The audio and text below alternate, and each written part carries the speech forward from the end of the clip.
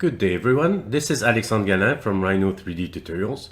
So the topic we're going to tackle in Rhino V7 will be surfacing and modeling an aircraft passenger seat. Alright, since I've got some experience working in the aerospace world, I thought it would be a great way to explore the subdivision surfacing tools that we have in the new version of Rhino, Rhino V7. So if you don't have Rhino V7, whether you're using V6 or V5, unfortunately, you won't be able to do these exercises because I'm using the new subdivision toolbar that you see at the bottom of my screen that I just took out from the tabs up there, and I just dragged and dropped at the bottom of my screen so that I could use it all the time. But so what I did for this tutorial is that it's a combination of Subd tools along with the NURBS tools. So what I mean by that is that not everything is done using only exclusively Subd tools. I also want to show for the non-initiated in Rhino how I use also the tools in the left-hand side of my screen, which are basically the NURBS tools, and the toolbar that I'm using at the bottom of my screen, the Subd tool. So what I've done, I've created basically JPEGs to give you, for you to follow along, to do the exercise with me.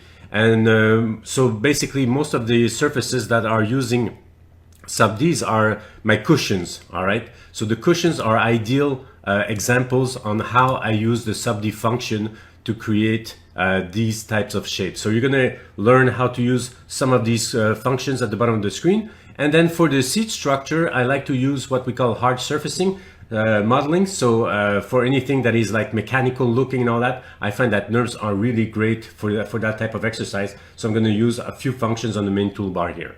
All right. So and then we're going to explore some of the material, how to create in the Rhino render.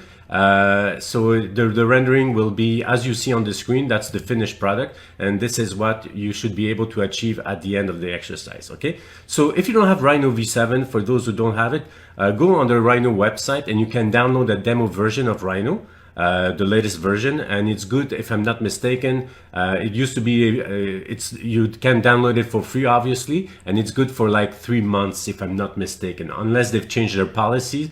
But before, it used to be like you could save your work for up to 3 months and then it would lock itself.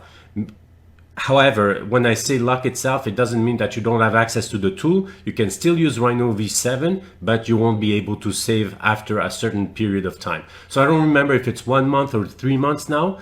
Check it out on rhino3d.com and download the latest version, and then come and join me to do this exercise where we use Subds and NURBS tools.